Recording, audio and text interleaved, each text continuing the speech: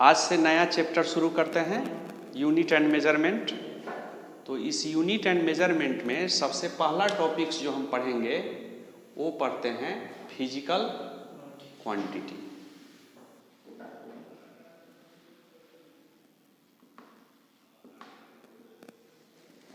Physical quantity का मतलब ये होता है कि एक ऐसा डिफाइंड टर्म जो फिजिक्स में सिलेक्ट किया जाता है, जिससे वेराइटी ऑफ फेनोमेनन को एक्सप्लेन किया जाता है और उसे मेजर किया जाता है, उसको फिजिकल क्वांटिटी कहा जाएगा। डिफिनीशन इसका होगा कि the defined term selected in physics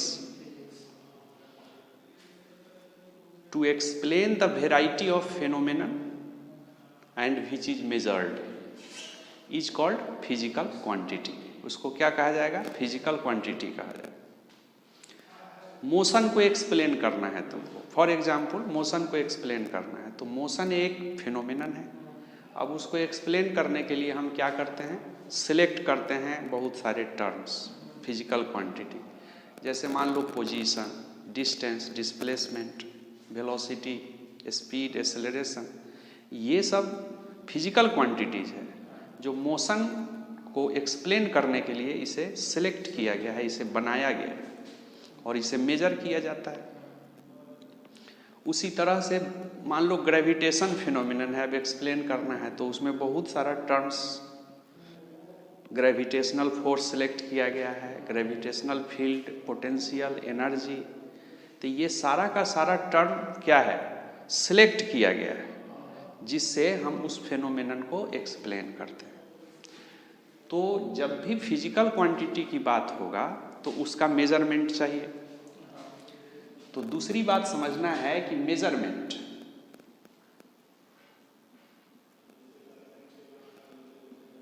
of a physical quantity, अगर हम तुमको बोलते हैं 3, 4, 6, तो इस 3 नंबर से क्या पता चलता है? सिर्फ नंबर। लेकिन जब इसमें मीटर लगा देते हो तो यहाँ पे 3 मीटर से हमको पता चलता है कि ये लेंथ है, लेंथ का मेजरमेंट। जब यहाँ पे हम मान लो सेकंड लगा देते हैं तो तुमको पता चलता है कि ये टाइम का मेजरमेंट है। अगर यहाँ न्यूटन लगा देते हो तो तुमको पता है कि ये फोर्स का क्या है? मेजरमेंट है। तो ये मेजरमेंट है लेंथ का, ये मेजरमेंट है टाइम का, ये मेजरमेंट है फोर्स का। तो जब अकेले ये 3 था तो वो नंबर था, लेकिन इस मेजरमेंट में ये 3 क्या कहलाएगा? न्यूमेरिकल वैल्यू कहलाएगा। और ये मीटर क्या कहलाएगा? यूनिट कहलाएगा। इसमें ये टाइम के मेजरमेंट में इसको न्यूमेरिकल वैल्यू कहा जाएगा, नंबर नहीं कहा जाएगा, ध्यान रखिएगा।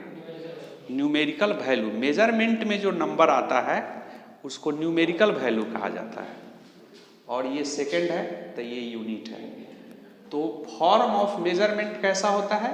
एनयू। मेजरमेंट का रूप कैसा होगा? एनयू के रूप में।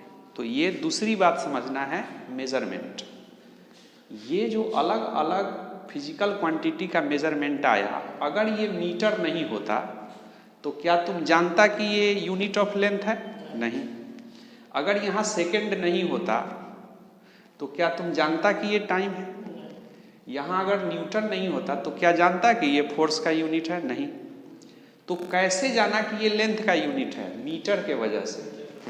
कैसे जाना कि ये टाइम का यूनिट है? सेकंड के वजह से। कैसे जाना कि फोर्स का यूनिट है? तो न्यूटन के वजह से जाना। तो यह जो यूनिट है यह क्या काम कर रहा है? यह काम कर रहा है मेजरमेंट ऑफ फिजिकल क्वांटिटी को कैरेक्टराइज कर रहा है। तो अगला पॉइंट हमारा है यूनिट।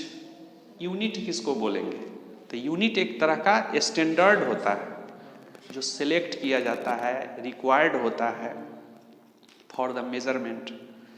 तो यूनिट क्या है? एक ऐसा स्टैंडर्ड है जो फिजिकल क्वांटिटी के मेजरमेंट को स्पेसिफाई करता है, कैरेक्टराइज करता है। तो a standard selected to characterise the measurement of physical quantity, उसको क्या कहा जाएगा? यूनिट कहा जाएगा। या a standard which is needed for measurement of a physical quantity, ये भी हो सकता है।